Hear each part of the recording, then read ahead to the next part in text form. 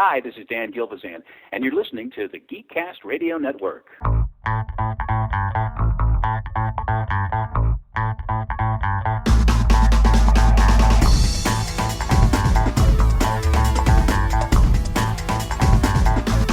Hello and welcome to episode 241 of the Cinema Geeks. I am one of your Cinema Geeks, Optimus Solo, and joining me as usual is the Comic Concierge. Hello, Dan. Hey, how are you doing?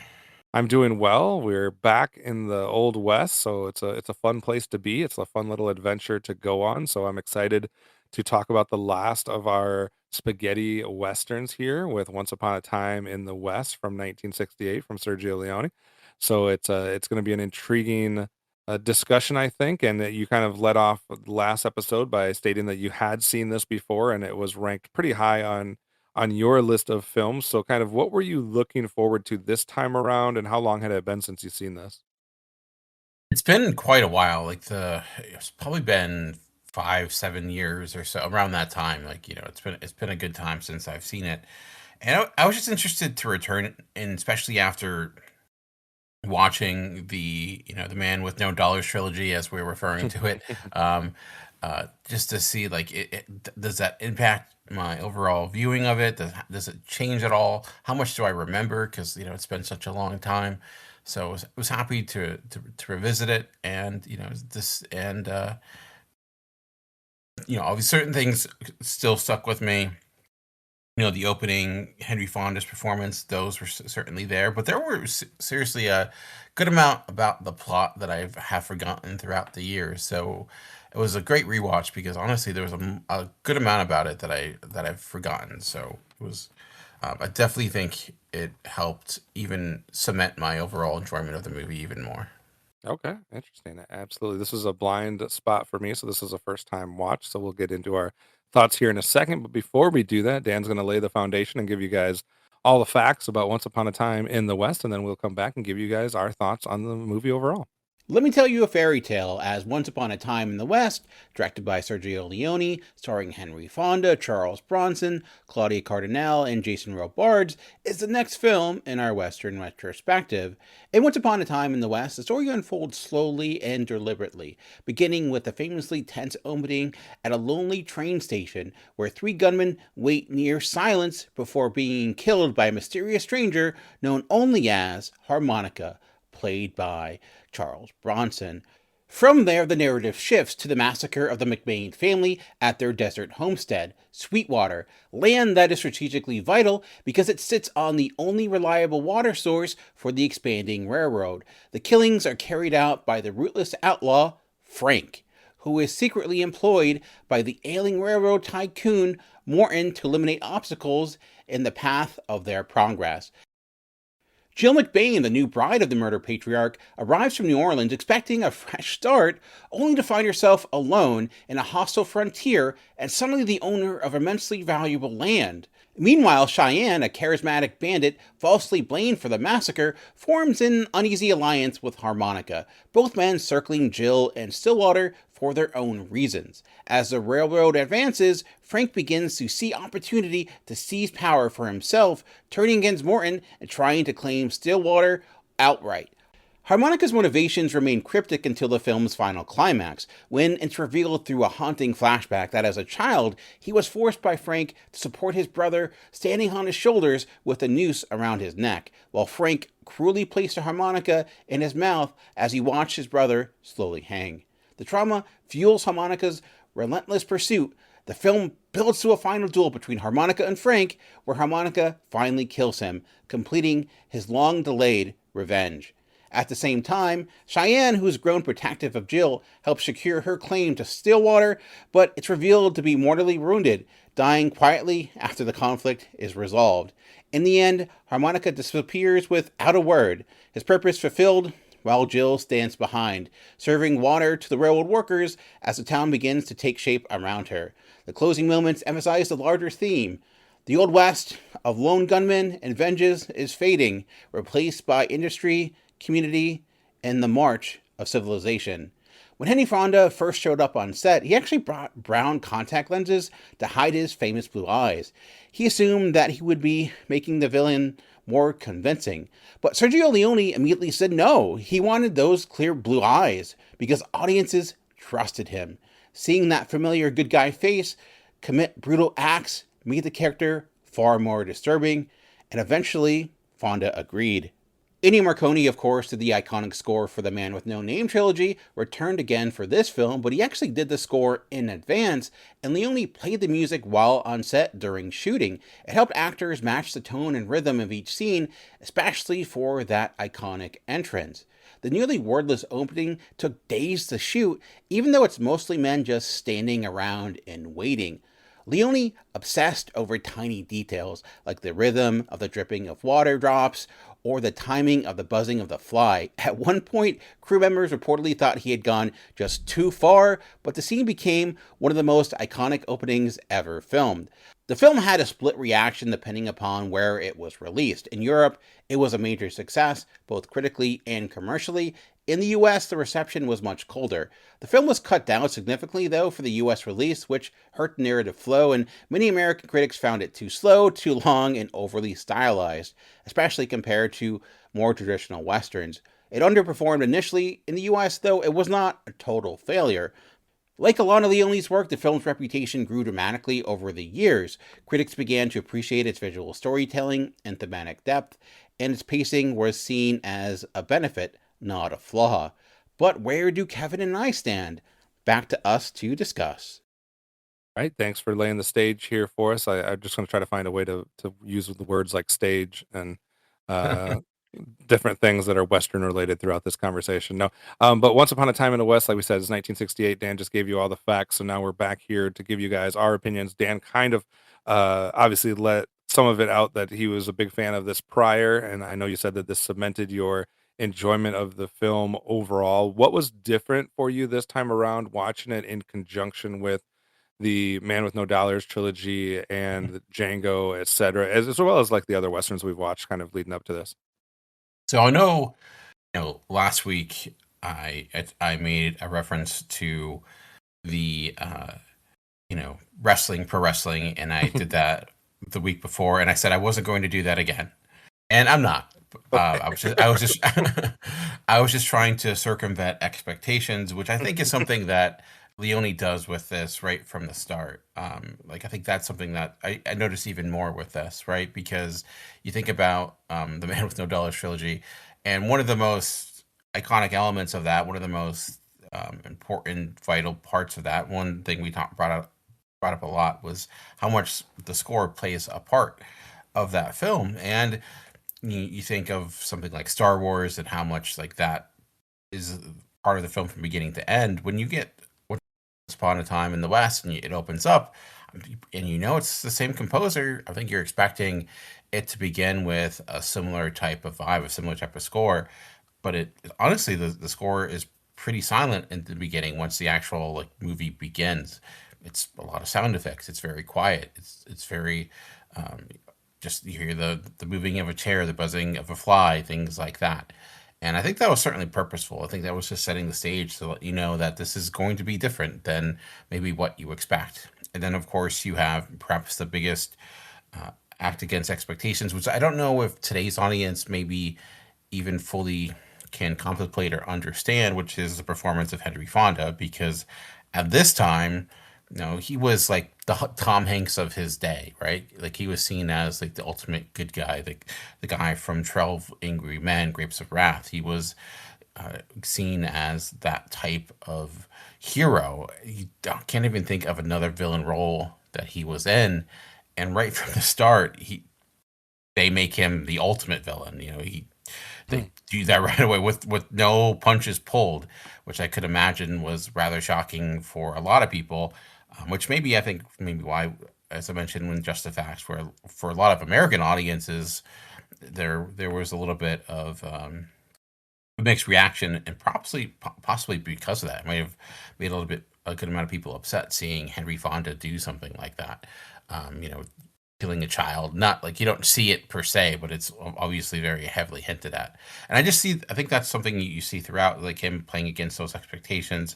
It's not the only thing he does, but I think it's a big in part something I noticed this time around, comparing it to what we watched. Uh, we mentioned how with the spaghetti westerns, we're seeing how these characters are a bit more morally gray, although we kind of question that maybe that's a bit more put on than people make it out to be, especially when looking at something like The Searchers. But I think noticing just how different the score is and how just different the film is altogether compared to what maybe people expect compared to what came before is something I was able to appreciate having that knowledge compared to my previous experience. But as a first time watcher, and obviously compared to what we've seen, I know with Django, you obviously had an issue with you weren't a fan of some of the violence there. I know you were looking for more of those classic standoffs. We got a little bit here. Mhm. What was your overall impression of Once Upon a Time in the West? So I was definitely looking forward to this. Like I said, the only thing that I had seen, I guess this is a trilogy, and I had seen Once Upon a Time in America once, way back when. I couldn't tell you anything about it right now because I was literally probably like 14 when I saw it, or 15 or something like that. But so I was intrigued to get to this one and then maybe to eventually rewatch that one as well. But yeah, I wasn't sure what to think going into this because obviously I'd seen some of Sergio Leone's films, but this movie was a blind spot, but also a lot of the performers in it were blind spots for me as well. Like, I don't have a lot of exposure to Henry Fonda, Jason Robards, and Charles Bronson. Like, Mhm. I have not seen Grapes of Wrath. I have not seen On Golden Pond. So, like, when it comes to Henry Fonda, like, I just haven't seen a lot like from him overall. Like, I think the only other film that I had seen that he did was I'm trying to think. Was he the in 12 Angry Men? 12 Angry Men? Yes, 12 Yeah. Angry Men. I've seen him in that, but otherwise, I think this is the second film I've seen from from Henry Fonda. As crazy as that may sound, and then like Jason Robards, yes, I've seen like his later work, like from Philadelphia, The Enemy Within, Crimson Tide, Enemy of the State, like some of that stuff, but I didn't see anything from this era from Jason Robards. And Charles Bronson, I don't think I had ever seen anything he had done, before, which is kind of crazy to me. Like I know all their names, like I Yeah. know who they are, and like I know like their sort of their reputation and things of that nature. I just hadn't like they all represented kind of a time where I hadn't seen a lot of those films. So it was interesting to kind of like get a chance to see all of them, and kind of clear up that blind spot, not just for the movie, but some of their main roles over their time as well. So I was definitely intrigued. I think this one for me, I guess I'm similar to not I shouldn't say similar, but Roger Ebert had like a about face with this film, right? Like the first time he saw this, he gave it like a 2.5 star, and he said that it was a little bit overly long and that the plot was kind of convoluted and not clear until like the second hour and a little hard to follow and stuff like that. And then like later on would go on to be saying like it's like one of the best films, best westerns, best, like a film you have to see, etc. So like he completely changed. I didn't feel quite like he did on the first watch, but I did find on the very first watch that there was some like I was struggling with a few things as far as like following what was going on and like understanding it. I don't Mhm. need a second watch to figure it out. Like all I needed was just a little more time to process it all, and then it kind of all fell into place and I got it. But I could definitely see like on a first watch how this would be like a little not difficult to follow, but a little confusing at times. But I could see like instantly on a second watch how that would all just work fine. Like, there's just some spots of it where you're like, "Wait, what's going on? Like, what is that? Like, I thought this was this," and like different things where they kind of like are keeping things close to the vest or just not being explicit with it. But I feel like as you wrestle with it more and as you think about it more, like all of the choices ultimately do make sense. Yeah. So like overall, I thought it was very interesting. Obviously, there's some callbacks to what we saw with the good, the bad, and the ugly, right? Like the good, the bad, and the ugly is talking about three different individuals. One's the good, one's the bad, one's the ugly. And like the poster of this one, which I hadn't read until just now, literally says like there were three men in her life, one to take her, one to love her, and one to kill her. So like we have this similar dynamic where there's three different main men involved in the film that are having different motives and different ways that they're going about things. So obviously that's kind of like a little bit of a callback. And then you do get a lot of the aspects that we've seen with Sergio Leone before, with like the close-ups, the long pauses, the building up of the tension, the like staying with a shot until it's almost uncomfortable for the viewer, or it is uncomfortable for the viewer, Yeah. specifically. So like those things are there. We get some of the nice like landscape that we expect from a classic Western film. We get some of the shootouts. We get all of that. What I appreciated, I think, in this one even more is it seemed like from a movie mechanic standpoint, everything was smoother. Like, I realize we're dealing with English actors now and Mhm. things of that, and it was filmed in the US and all of that. So that kind of helps, like with the lack of dubbing and the different things, but like it seems like the best of what we like. I'm trying to find a way to frame this. So like when you think about what a classic Western is, Mhm. I feel like if somebody has an idea in their head of what the classic Western is, and then you go and show them Stagecoach, or you go and show them the Man with No Name trilogy, like there may be a little disconnect from what the image they had in the head and then what they see. Right? They're like, oh, some of this is like a little crazy, like this, that, and the other. I feel like this fully encompasses what I expect the vision in somebody's head when they think the phrase classic Western. Like it just has all of the stuff. It flows well. The mechanics are there. Like it gives you the scenery. It gives you the gunfights. It gives you like all of the things that in your mind you expect from a Western.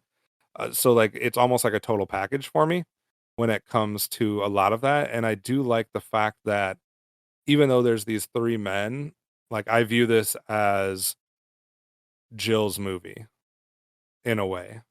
Like I feel like she is like this is her movie, and it may not be completely obvious on the surface why that is, but like everything does revolve around her and her actions and what she has and and how she like decides to do things. And so I think that was like a clever way to kind of like, I don't know if subvert's the right word, but like it was a clever way to kind of like package the story overall. So like I think a lot of things work well on this, and the more time I spend thinking about it, the more everything works. Yeah, I could. I'm thinking of some of those scenes that might have be kind of confusing. I'm guessing perhaps when you see Frank, which I think is just a great name for a villain because it's so plain. Because it's like Frank. It's Yeah, just you think of all these crazy names that we've get for all these different characters are always like so creative, and it's like yeah, he's Frank. That's just his right. name, which is great. Which is I don't know. I love that. But you have that scene, of course, where he's in the bar after they do the auction. He's walking out, and you start seeing all of his guys slowly maneuver and start turning on him. Was that Mhm. like one of the scenes that started to was like I remember the Yep. first time I saw that. That was a scene where I was like, "Wait, why?" And then Charles Bronson's character, Harmonica, saves him, and I'm like, "Wait, why would he just not let him die?" And it starts making sense by the end of why he wouldn't let that Right. happen. But I I was curious if that was like one of the sequences I where things started to be a little bit confusing. I think there was like 3 or 4 times where at first I was like just trying to get my bearings. And some of that may Yeah, have been just like me not being 100% tuned in to like you have expectations, you have what you think's happening, then you have what's really happening, and then you're trying to put like stuff together. So I think right from the beginning, obviously the foundation of the first sequence and kind of where we start with the plot is a frame job, right? yeah, Like one party is trying to frame another party that they're doing something, and I think like the way I initially saw that was a little confusing because I'm like at first I didn't know Cheyenne was the name of a person. yes, Like I was like, is that a gang? Is that a person? Are we talking about the Native American tribe? Like what I was a little confused on that. And then there's like some different things that at times didn't make sense to me. Like there was one moment where Frank goes to they just call him Harmonica, right? Mhm. So Frank is talking to Harmonica and he's like, "Who are you?" And I'm like, "Well, he's the guy that you tried to kill in the beginning of the movie. Like, don't you know who he is? You sent 3 people to kill him." But then yeah, like but as I thought about it more, it's like he knew somebody was causing him problems. It didn't mean that he knew who it was, Mhm. right? So like it's just like how I like read it the first the first couple scenes were happening, and as some of those things happened, and I'm like, wait, that it didn't fit with like the picture I was drawing in my head, but like that was on me because I was drawing the wrong picture, not necessarily like on the movie. I was just like, you clearly know this guy because you sent 3 people to kill him. But then if I think about it more, like maybe you didn't. You're just trying to kill like a mysterious figure that's causing you problems. So like I Yeah. get that part, right? And then there's some different sequences. Like there's a sequence where Frank is going to, go. He finds out that Jill is in existence, and that's going to be like a wrinkle in his plan. So they need to like they agree that he needs to go eliminate her basically. And then like nobody tries to do anything to stop him, and then he gets her but doesn't kill her. And I know Mhm. there's different things that go around that, but it was like I was trying to like follow the different characters' motivations, and I was still confused. Like, is Cheyenne good? Is Cheyenne bad? Is Cheyenne in the middle? Yeah. Is like how does this dynamic work between the three? It seems like Jill knows all of them because she's completely comfortable with all of them being in her house and like talking to them like they were long lost like friends from another life. But like the more you think about it, like you realize like she's doing all of these things for a reason. Like Yeah. she's befriending one of them because she sees as maybe as a protector. She's tolerating one because she sees like she's playing the long game, and she knows that like she needs to be strategic with how she handles this relationship. But when you're first watching it, you're like, why is she acting like all of these people like or high school buddies that all of a Yeah. sudden are back in the scene and they're just totally okay walking through her house? So like there was just like little things like that I was like trying to piece together as a first time watch. And I think once you see it all unfold and you're able to like put all the pieces together and connect the dots, like on a second watch, none of those things would be issues. Yeah, I could understand that because even going back and I forgot about that scene with Jill and Frank, and I was like, wait, because that's where you learn that she was a prostitute in New Orleans. It's Right. like, does your husband know? And it's like, wait, did she? And you can tell that obviously she's certainly trying to, I don't know, trick is the right word, but basically try to convince, basically use her gifts as Mhm. she's learned throughout the years to try to maybe get Frank on her side, or you know do what she needs to do, and then that's when we get that whole auction piece. Right. But I you mentioned, go ahead. But no, go ahead, go ahead. But you mentioned like how like this is a bit of an upgrade, or like how it all comes together, and I do think you see obviously after the success of the previous films Leone has, he certainly has a bigger budget here, and it's on the screen, but it's not like to the point. You see that with a lot of films. That I know there's that podcast Playing Check, where a lot of directors they have success and they get all this money, and then they have a movie that kind of flops because they have too much. They can't handle it. But I think it's just it's like having when you have a really good phone, and then you get that upgrade that has everything that the other one did, but it's just faster and cleaner and more efficient. And I feel like that was this, because everything just looked better in a way, like the But town. they did it in a way though that still preserved the grit of the old West. Yeah, it looked better, but also bad. Like Yeah.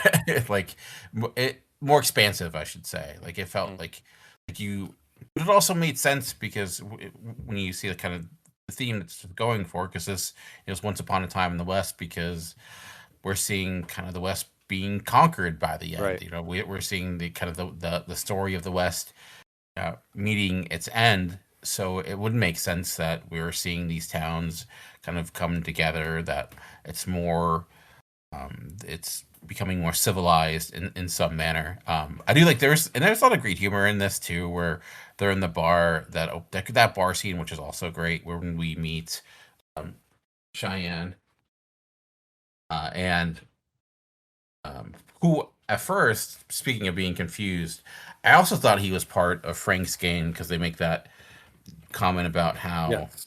they have the same jacket, and I'm like, wait, is that so? That's I could understand, like it leaves a lot to the vest, and you kind of have to figure things out. So Right. so I could understand, like it definitely requires patience. But anyways, that scene where they go through all that, and you have the barkeep talking about New Orleans, and he's like, "I would never go there. The city's too crazy." After he has this like huge fight within this bar and whatnot. But Right. so but it was also, you didn't have necessarily like a huge comedic character like a Taco or whatever from Right. what everyone felt very much more like a complete person. Like everyone had Right. different. You had harmonica with his, because obviously Leone loves his different gadgets that he attaches to people.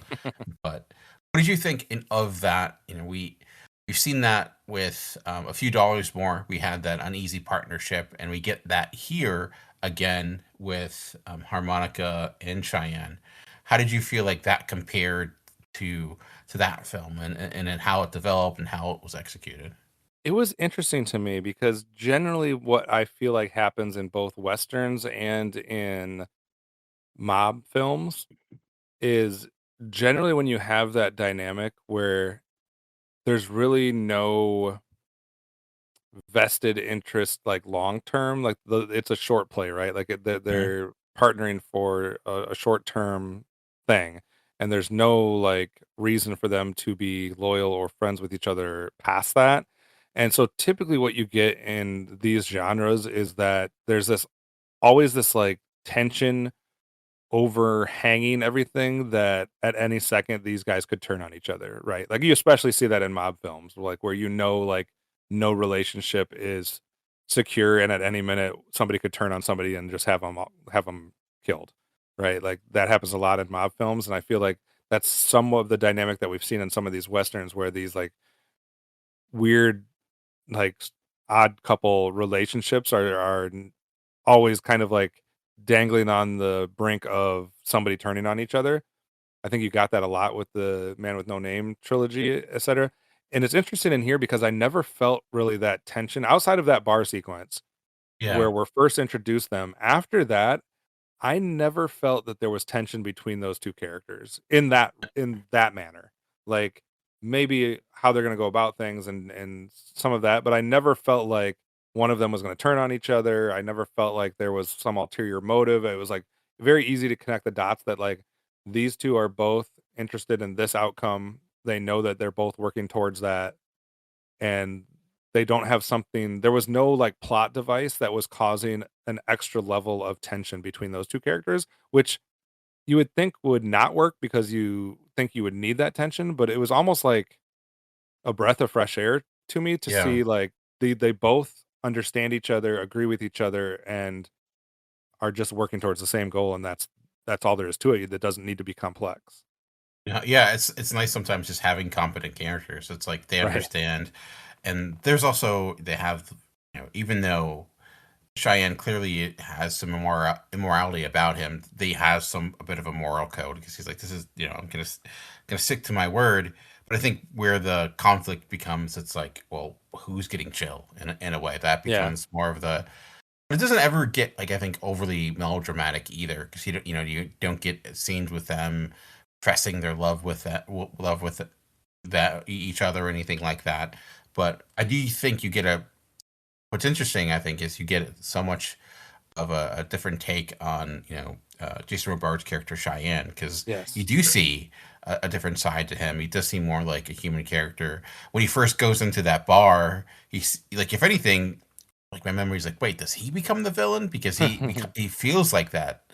Like, Oh, oh, 100%. he's gonna be that villain character. But And when he you, also shows a lot of, like, I think out of all the characters, he has the most, I don't know, like restrain or refrain or maturity or whatever. Like even when it comes to Jill, it's like he already understands the Mhm. dynamic. He already understands what's going to happen. He's already come to terms with it and accepted it. Like it's like he's not allowing that to be like another source of tension or drama because he's like already in tune with things enough and smart enough to just like realize like this is what it is. And like Yeah. I'm it may not be like the outcome I want, but I understand what's happening and I'm not going to fight it because that's the way it is. And it was interesting to see that because he definitely comes across in that first sequence of this guy's about to be like a jerk. Like this guy's about to be someone that's not going to deal well with harmonica. They definitely have some tension there in that sequence, and you don't know how that relationship's going to be. And it was interesting to see how that evolves, where they could have blurred the line a lot more between the three as far as like who's good, who's bad, like going back to the good, the bad, and the ugly, right? Like who's playing what role. Like they could have made that a lot more gray area, but it was pretty cut and dry. Like Frank's bad. Mhm. Cheyenne has a bad past maybe, but is generally down, like peel that all away and he's a good person. And then Harmonica's a good person that has some baggage that he's dealing with. Like there wasn't Yeah. there wasn't as much of the anti-hero gray aspects that we've seen in some of the other films as in this film. I didn't see it as much. No, I think maybe with the Cheyenne's character, you could argue because he A clearly little, like yeah. he's more of an outlaw, and he clearly has But his done things. actions in this film Correct. Like we don't are, see any of that. yeah, Like we just that's obviously just implied because we hear all that commotion and everything, and then he walks in with the chains. But yeah, we don't see much of it, and the only people he seems to bring harm to are those that seemingly deserve it for what we can see. And like you mentioned, Harmonica, for again, like seems to have a righteous cause for vengeance, although we don't know that until the very end. So I was curious on the opening sequence. I wanted to get your take on this. So obviously we have like a very prolonged, I don't know if it was 15 minutes or 20 minutes or however long it is, but we have this very drawn out sequence on the train station with these three mercenaries or three of Frank's men or whatever you want to call it that are disguised as Cheyenne's men that are waiting for Harmonica to get off the train. And we have them waiting patiently. I guess there was a genuine desire for Leone to have this film move like at real time almost, but then they yeah. realized that like that would make this a very long movie. So they had to call some audibles in different ways, but you can tell that that was the motive or the desire when you're watching this first sequence, right? Like it's definitely like very much like we're waiting for the train. Like you get that feeling as an audience, which is hats off to him for pulling it off. Like you definitely get the like this is what it would feel like if we were sitting there waiting for this train um to come to the station that's like not even hardly a station and all of these different things. And we get introduced to like three characters that it makes you feel like they're going to be important. It's almost like what's the film with the more modern film, was it the other guys or Two Guns or whatever, where they just like kill off the two like people like immediately that are like on the poster and everything. I can't remember which film does that recently. It was like The other guys with the other guys does that with Rock and Samuel L. Jackson. yeah. So we know we've seen that, and it almost like feels like that, like we're getting really set up, and they're really doing a lot of time like uh painting the picture of what and developing these three characters only to like immediately kill them off. Spoiler alert for a 1968 film. Yeah. But it was interesting because you do like they spent a lot of time and you're like, oh, I'm getting to know this guy. This guy's kind of a jerk. This guy's kind of like a cool guy. We get Pompey from The Man Who Shot Liberty Valance coming in to play like one of those guys, Yeah. which was interesting. Yeah, and Woody Strode. Yeah. yeah, when he's playing Stony here and getting the water dripped on his hat, which was I guess like all uh happened in real life, and they were going to move, and he was like, no, I want to stay here because it's going to make me look that much cooler that I don't care that water's dripping on me. And then they're like, well, now you got to drink it out of the hat. I don't know how that all worked, but anyways, so we're getting all that, and talk about like the ability to make your audience uncomfortable. I wanted to scream at the TV set when they're dealing with the one guy with the fly. Like I'm like, no human being would act like this guy is acting. Like, why is this guy okay with the fly on him? And why is he doing the world's most pathetic attempt to blow the fly off versus killing this fly? Like I'm like, this is driving me batshit insane. Like, and it's I guess they like smothered this guy in jam Oh, or something and put all over his face, and then had a jar of flies that they were letting out right next to him in hopes that one would land on him. And like man. the amount of restraint that he has as this fly just continues to land and crawl on him. Like I wouldn't be able to do that for 2 seconds. And that was even like an episode of Fear Factor, that was just Right. this show, this movie. Yeah. Right. So what did you think of this whole opening scene? I guess the original plan for Leone is he wanted Clint Eastwood, Van Cleef, and Eli Wallach to be those three gunmen. Oh But wow, some that would have caused some so talk issues. about like that. That's what made me think of that other event where you have like three very well known names and then they all get killed off immediately. But I guess there was like some sort of scheduling conflict with Eastwood that made it so he couldn't do it. So like they just scrapped the whole idea. But like, wouldn't have that been crazy? Yeah, that would have been nuts. So, I was actually before the first time I watched this, I knew it was coming, so that kind of helped because, like, one of the first, like, this was back in 2008 when I first started listening to podcasts. Um, it was the Digigods or something like that. It's when this came out on Blu-ray, and they're like, "Oh, you have to watch this," and they talked about the opening, so I knew it was coming, so that was helpful. So I could imagine what it's like when you don't know it's coming and you have this prolonged opening, but I did really love it. I know it sounds kind of pretentious because it's like, why would you love the scene of people not doing anything for this long period of time? But I do think it is very it has so much atmosphere to it, and like I mentioned, comparing it to what came before, it's just like, oh, and I'm like, I don't know if that's what his mindset was, but I do think it has that effect. So It also adds to Harmonica's like your vision of that character because he's not just yeah, killing three like no names. He's killing three yeah, people that you've like already been. Yes, you don't know their yeah. names and you don't know like their backstory, but like we've spent like a whole bunch of time building them up as like these personas, and then he like Mhm. kills them all, and I think it makes that way more like it gives Yeah, it especially more weight. and obviously in the Woody Strode is not Clint Eastwood, but he's a notable actor. He was in Yeah. Spartacus. He was in some big films, so you see that sometimes with like some TV shows like The Walking Dead would do that, where they would have like a guest star come on, and it's a notable star from other shows, so you think, Hmm. oh, this guy's going to be on here for a little bit, but then they end up dying that episode. It's like So the opposite uh, of the red shirts from Star Trek. exactly. It's like doing the opposite So that we do with that. We know those folks are going to die. They set these guys up as people that weren't going to, and then like mowed them down. So I thought that whole opening sequence was definitely interesting. I read a piece of trivia, Dan, and I have to ask you because I don't think it's true, and it's making me want to rewatch the movie because I swear there's a trivia on IMDb that said Frank and Cheyenne never share a scene or screen time together. That's not true, is it? Like, don't they uh, spend I guess Frank's not in the auction when when Cheyenne comes through with the ransom for $5,000. I was thinking when he came down the stairs that Frank was in that room, but that's one of Frank's men doing the bidding. I don't think Is they it true that do. they never share a scene? Because you think about that scene when Harmonica kills him, like he technically is like in the house, so he's like not far away. When that shootout occurs, when Frank's men turn on him, Cheyenne is like off doing the uh on the what about the train scene? That's what I Frank was wasn't thinking. He there. was when he was crawling on the train on the top and stuff. Was Frank inside or was it just the other guy? And did they ever actually share the scene? Like he was never inside the train. Was he when Frank was? I don't No, he know. Like wasn't. No, he wasn't. I know. It's funny. Now I need to watch it again and see. But I don't think they do. because coming out of the movie, you feel like those three share multiple sequences together the whole time. Yeah, And that's like crazy. it says that they never did. So like that is bananas to me.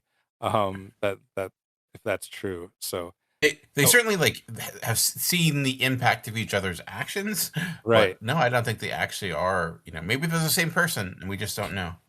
Yeah, it's definitely interesting. I have a couple different questions for you.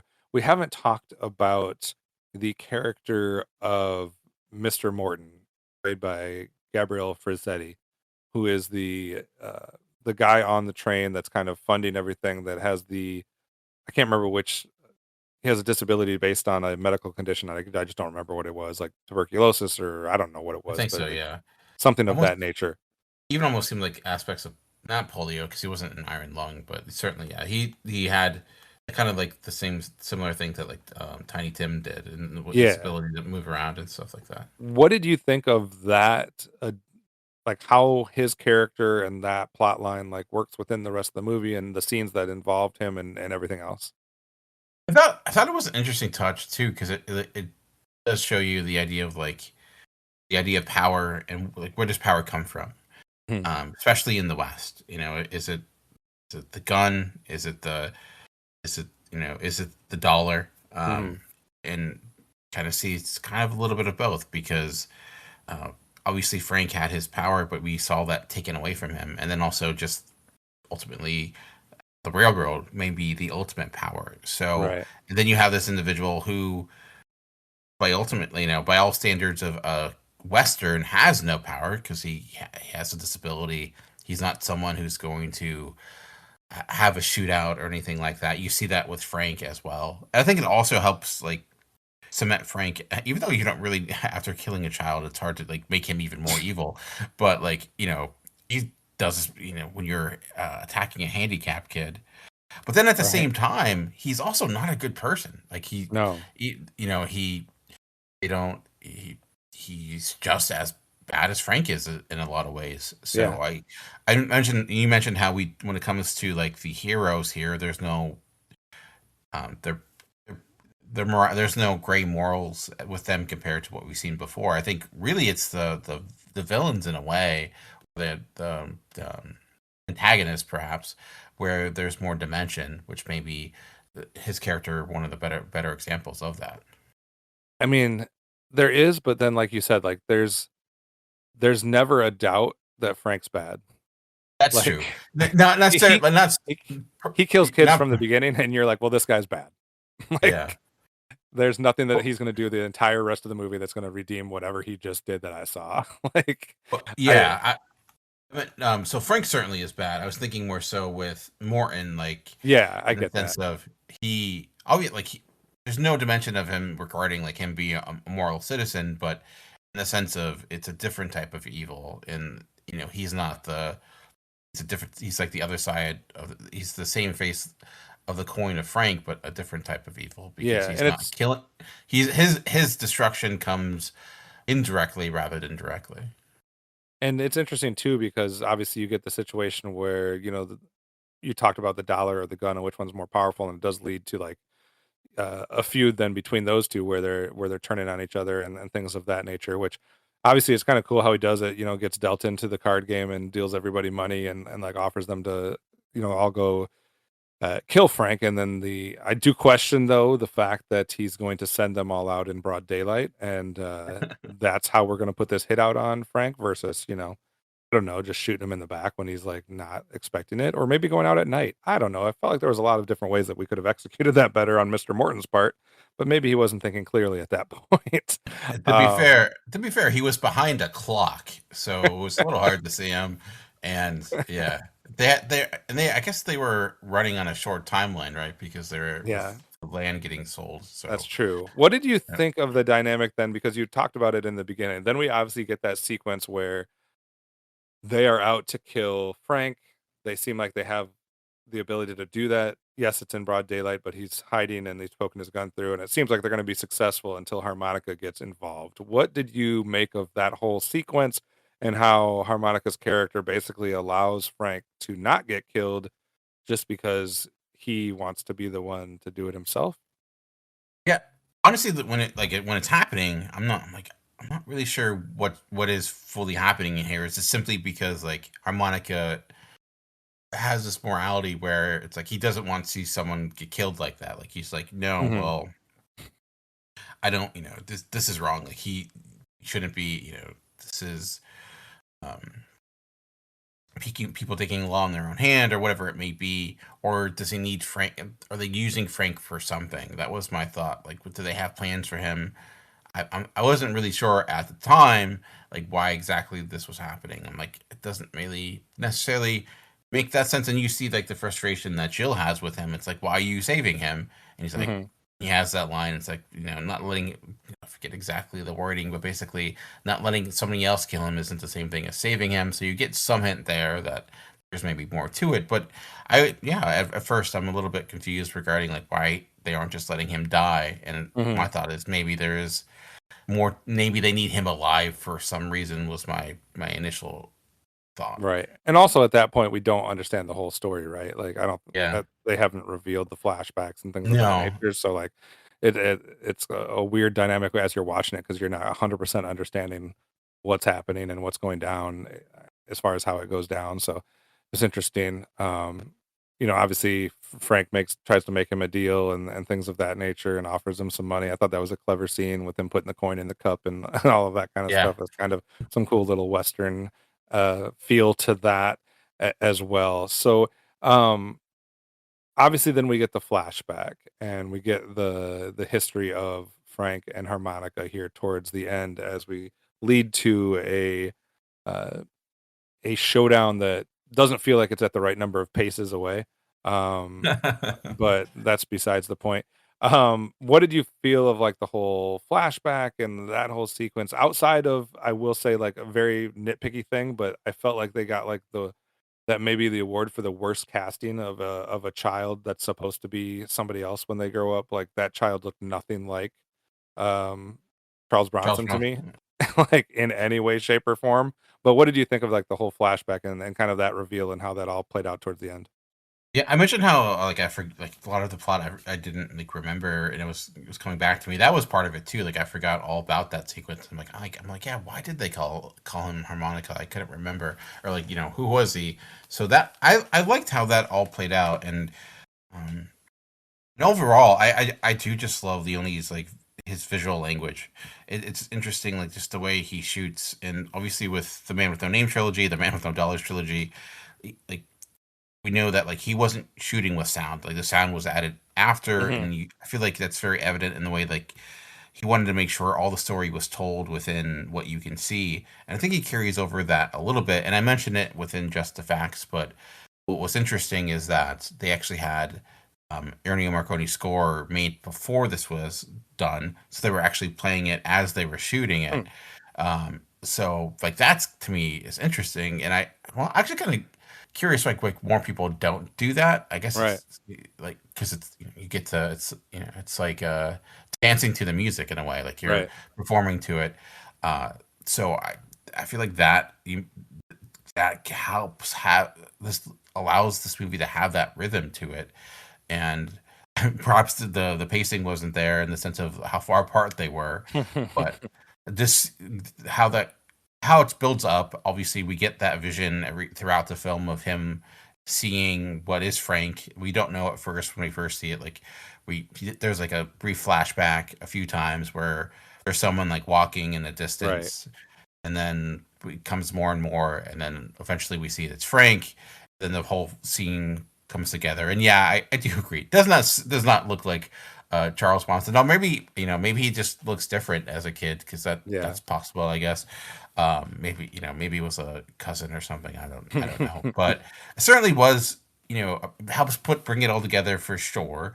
It also kind of shows you just like how evil Frank is. It reminds me of this is going to be the most random comparison. If like professional wrestling comparisons to these movies wasn't random enough, this is even more so. But the line from the Street Fighter movie that M. Bison has, it's like, you know, something in the line of, me destroying your town was everything to you. For me, it was just a Tuesday. And I guess Yeah. for Frank, you would think like putting harmonica in someone's mouth as you're requiring them to hold their brother up on their shoulders would be something that we would maybe connect the dots. But I guess that was something he just did a lot. So, um, but I it did. just like so yeah, I thought it worked well. I was curious what you thought.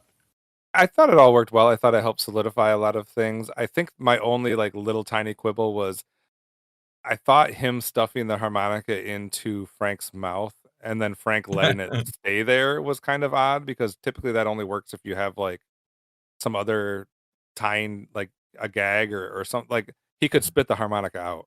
Like he doesn't have to hold it there in his teeth. Like there was Yeah. nothing like so that like one little detail touch I was like, why are you letting it stay in your mouth? Like Yeah. you're not tied up in any way shape or form. Like just spit it out. Like Because but that was a minor detail. that was certainly a stylistic choice for sure. Right. Yeah. I'm like, I get why you wanted to do that, but then he kept it in his mouth like for no reason. So I know this movie sometimes gets like the thought process of like it does like the Lord of the Rings thing, like the Return of the King, where it's like you think it's ending and then they do a little bit more, and then you think it's ending and they do a little bit more. Like I've read that a couple times. So obviously we have a couple different times where it could be ending and it's not. How do you feel like the extra sequence then we get with Cheyenne and harmonica works then after that, as now all of a sudden it kind of hit me out of the left field that like Cheyenne was hurt. I didn't realize that was a thing. It, Maybe I missed it and like wasn't paying no, we close enough don't. attention. We don't know. I think it's purposely comes out of surprise. Like he does suddenly get sick, and maybe like there are like sniffles or things like that. That I'm Mhm. like, wait, when did he catch a cold? Like that's where I'm like, I don't remember that at all. And then like, oh, he got shot in the gut. What But did he you got think though, not just of that part, but also like, so they have two different segments together, right? Like they have the segment where they're in the house with Jill, yeah. and all of that kind of like crystallizes, and he's predicting that, Harmonica's going to leave and not stay with her, and he's kind of basically saying like, I know you're not interested in me even though I would do anything for you, or I love you, or all that. He doesn't have Mhm. to say that. You kind of get that feeling, and like there's that whole sequence with the three of them in the house, and then we also get the sequence then with Harmonica and Cheyenne as he's dying and things of that nature. How did you feel both of those worked, and do you think they were necessary for and added some stuff to, for the ending of how this film kind of culminates? I think it's certainly the scene of them like together and them separating is important for sure because I think it shows it leads to Jill like them going away from Jill, them kind of going on their own, and then Jill, like you said, like she's not with anyone; she's her own person. And then you see her bringing water to like the railroad, and Hmm. as the town is built, and I think I like that to me cements what this movie is saying, what it's leading towards, as we're seeing the conclusion of what the West was, as now that's we're eventually leading to the Wild West being tamed. So I do think that that sequence of them going through that, and again, we get a lot into Cheyenne's like mindset. And just he's the most self-assured person I think I've ever seen in the film. He's like, I know this is like he understands people in ways that most don't, and he's kind of comfortable with it. And Yeah. so, and maybe a little bit too self-assuring in the sense of like like you mentioned how there's no conflict. We mentioned with that, it's almost like they they remove that opportunity so no one feels bad. So Hmm. perhaps you could argue that it's an issue, but I think ultimately it's just trying to get to the grander point. Um, Going to the death sequence of like him actually dying, it does feel like it. If anything, that is one sequence where it maybe stretches the believability a good bit. I mean, the harmonica in the mouth is one thing because it's like it's poetic, it works, Right. in that sense, but it that seems like it's like okay, like putting this all together, just you think back and you think, did he just realize this? There's just so many questions that go into it. Like as a moment, it's like it's shocking and it's like, oh my, that this is actually happening. But then like the more you think about it, the more I'm like, well, this there's so much here that makes me wonder about his actions. Like he didn't try to save himself at all, but I Right. guess maybe he just realized where he got shot, the time of the where he the West, his realizing there was nothing that could happen. So I don't know. Maybe that's why he made the speech he did. So there's a lot of ways to go with it, but Do you think they I don't. just like were struggling with what to do with that character at the end? Bailey? Like they know Harmonica's going to ride off into the sunset, and they know Frank's dead. Do you think they were just struggling to be like, what do we do with Cheyenne? I think it's a possibility because him going back to jail isn't necessarily great. Him staying with Jill, I think, isn't great for her character per se, Right. and it maybe even it ends the film in a weird place. So perhaps I, I don't think it's. I think it's not the strongest part of the film, like not in the sense of how it lays out. If anything, I think perhaps it could have been. You mentioned how Frank and him never had a scene together. Maybe like them having a scene and him being killed by Frank would have Right. done something, and not to rewrite the film, but I don't know. It's a choice for sure. It's not something that hugely impacts my overall viewpoint of No. the film, but it's also something that legitimately I forgot happened altogether. So I think that kind of tells you like how much it stays with you, or how much I think it is vital to the overall narrative and or what the film's trying to say. I think also like it would have worked if we would have just seen like maybe they had a moment earlier in the film where we see that he does get injured, but then it's kind of played off as if it's no big deal, and we Yeah. like somehow forget about it, and then it kind of comes back, and we can like connect the dots on our own, like that maybe that works better. But like I think it also makes it a little more jarring that like we didn't know this existed.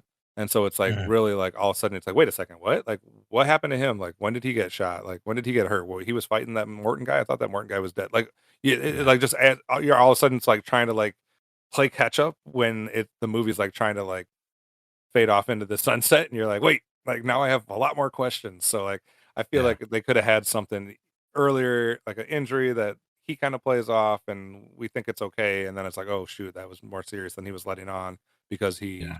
for whatever reasons, like And him um getting killed by Morton could be saying something that I'm missing. Like I know I didn't, consider that part too, but yeah, overall, it was a yeah choice, but sometimes you go a certain direction, and it was it was fine, I guess. yeah.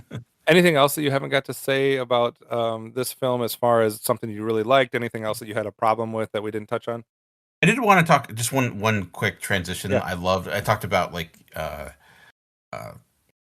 I really loved Henry Fonda in this performance. Like you said, his character is super super evil, but one of my favorite like visual pieces within this is like his introduction, and when we see him and he shoots this kid, and then we get this awesome transition of that happening, and then like it transitions into the steam engine and like the blowing of the of the smoke, and like that the way that looks, I think is fantastic, and also I think is great foreshadowing into both Frank as well as where the movie is heading as Mhm. well.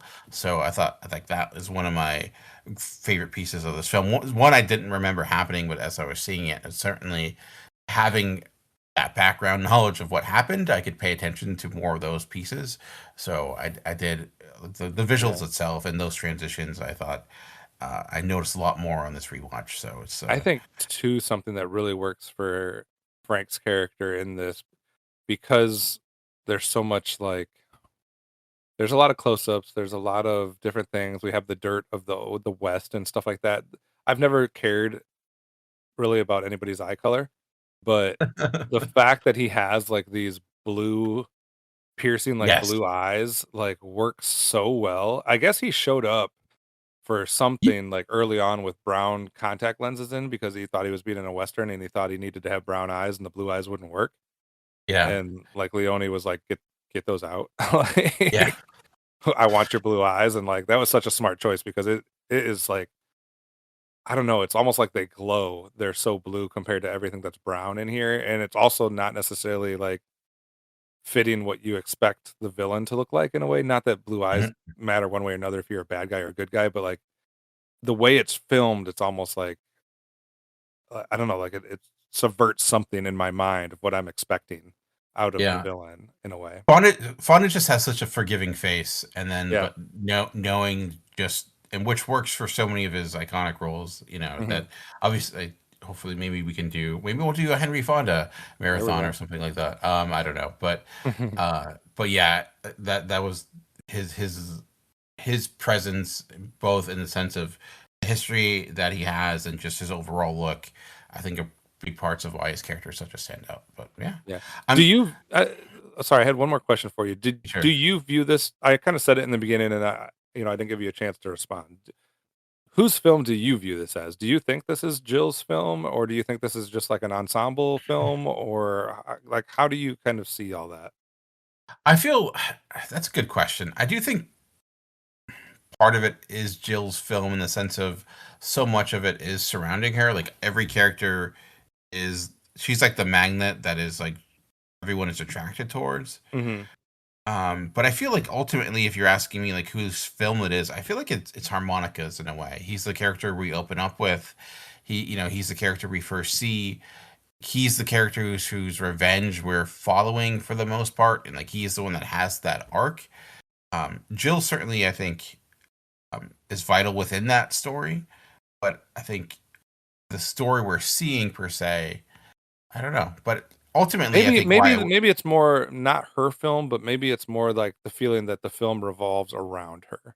Like yeah, around her land, around the choices she's making with these 3 gentlemen. Like, she I might not think get you enough. Yeah, go ahead. yeah, I think you can make the argument for all of them. Honestly, I think that's why it works so well. Is because Yeah. like you could, it's one of those. it's a true ensemble in the sense of depending upon you can make an argument for you can even make an argument it's Frank's film. You can make an argument in Cheyenne because like we mentioned, he provides the most dimension as a character. Right. We see so I think there's pieces of it. I think, but like you make a valid point in the sense of Jill is the one that well, she's the one character that everyone has a scene with. So perhaps and without her character, this movie doesn't work. It's just and it generally is like as far as like the title, Once Upon a Time in the West, like her land is the crux of all of this, like the overall statement, like and that's a good the point. site for like how this is changing from the Wild West to like a city, so to speak, or a town or however you want to phrase it. So like it's an interesting thing like for debate for sure. As far as that goes, any other thoughts on Once Upon a Time in the West, Dan? No, I mean there's probably more we could talk about. But I feel like we'd be here. I mean, it's a almost a 3-hour film. We could probably talk about it for that long. But yeah, I'm happy we were able to go through the spaghetti western section. But we're gonna, I know, take a little bit of a left turn for our next section. You want to get into what we're doing next? Yeah, just my final thought on Once Upon a Time in the West. You're good. I just had one other thought that's I guess maybe somewhat minor. But the only other thought that I had that at first was kind of hard for me to wrestle with that I didn't get a chance, it just didn't come up naturally in our discussion was we talked about the fact that, obviously Frank is killing children, but we didn't necessarily mention that like he kills Jill's husband and 3 children. Yeah. And I don't know if I was 100% okay with her reaction to all of that. Like, not that I'm not okay with it. I expected some bigger form of, I don't know, emotional outburst or catharsis or some reaction from her. Yeah. I get that she didn't necessarily maybe like wasn't as big on her husband maybe as you would expect, but those were still her 3 kids. Well, they weren't her kids. They weren't her kids? No, because I was confused in the beginning. I don't know if you caught in the beginning, like when she's like, go meet your mom, and his son says, well, my mom died, whatever, before, so this makes way more sense now. So okay, she didn't know any of the kids; she only knew him. Okay, I was way thrown off. I was like, no mom in their right mind sees their 3 children die and doesn't like have a freaking meltdown. Like, no, yeah. So they weren't. Okay. They weren't her kids. Their mom previously had died. Second watch, all of this stuff makes more sense to me now. Yeah. So, all right, so that was my final thought. But go ahead and get into where we're going next. Yeah, so we're gonna, we talked about 3 films with the Good, the Bad, and with the Man with No Dollars trilogy, which we're gonna try to make that stick. But we're gonna get into our remakes versus the original block. So for our next 3 episodes for the Western Retrospective, because westerns, there's a bunch of westerns where they've had the original and then we've had a more modern remake. We picked 3 and we're going to go through them. The first one we're going to take a look at is the original 3:10 to Yuma from 1957, and then its remake from 2007, directed by James Mangold with Russell Crowe and of course Batman himself. And why am I forgetting his name? My goodness, Christian Bale. It's been a while. I feel like I haven't seen Christian Bale in forever in something. That's why I'm forgetting his name. But so yeah, we're gonna get an opportunity for the next few episodes to take a look at 2 films from 2 different time frames, but the original and the remake, starting with 3:10 to Yuma. What's your experience with either? Have you seen the original or the remake for 3:10 to Yuma? I've definitely seen the remake. So I definitely saw the 2007 film with Russell Crowe and Christian Bale. I'm trying to remember where I ranked that on my like movie list of 2007. I'll have to go back before we record the next episode and find out like what my original opinion of that was, but I have not seen the original. What about your experience with these 2? I have seen the remake like you. Yeah. I remember really liking it. I remember thinking like, because I forget, like that was like a time where we did see a little bit of uptick of like some more westerns come out and that being really good and it being like actually, this is really good. It came out like in August, I think, that year, and most people thought like, oh, this is gonna work, but actually really liking that film. So, but it's probably been, I don't think I've seen it since that first. It's been 10, 11 years since I've saw that, and I've never seen the original, so I don't know how much they compare. I don't know, how similar they are. So I'm really curious to see and like which one we end up liking better. And it's especially because we've been spending so much time in the past seeing some more modern stars. Although it really hurts me that like 2007 is like 19 years ago, so that just hurts. But still seeing some actors that we are more familiar with a Russell Crowe and a Christian Bale. Although Peter Fonda is in that too. He's a classic actor. Yeah. But So then, out of I'm curious because we're doing 3 sets of these, right? Like over this block, we have 3 different sets of yep. originals and remakes. Out of all of those, have you seen all of the remakes, all 3 of the remakes of the ones we're talking about? So we're doing 310 to Yuma. I've seen that remake. True Grit, I have seen that. Actually saw that in theaters when I did the AMC Best Picture showcase that year because that Okay. was and the Magnificent Seven remake. I don't know. I haven't. I don't think I have. That's the one with Denzel and I Yeah. think Chris Pratt. I don't think I have seen that actually. So Okay. that will be a first time watch for me.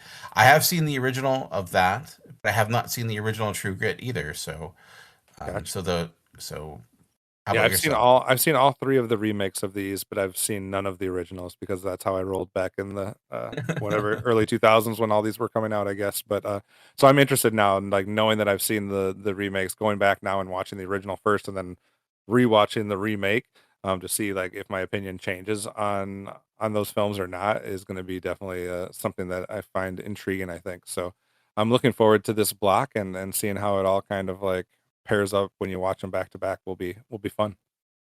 Yeah, definitely. So, but yeah, so that'll start next week. And if you're looking for them to stream, they're unfortunately not streaming for free. Actually, I think 310 to Yuma is like on the Lionsgate streaming service, which I didn't know was a thing that existed. But or AMC. So if you have AMC, it's on that. But the original doesn't seem to be. But you can rent it on different platforms. But looking forward to checking that out next week and doing some comparisons and getting opportunity to do 2 movies in one. So that should be fun. Yeah, absolutely. So if you want to keep in touch with us or anything else we're doing, you can search out Dan at Comic Concierge on most platforms. You can search me out at Optimus Solo or the show Cinema Geeks or Cinema Geekcast. You can find all of that, as well as checking out the website that hosts most of our content, geekcastradio.com, for all kinds of different geeky content. But that does it for this episode. Tune in next time for another chance to listen to more of the Cinema Geeks.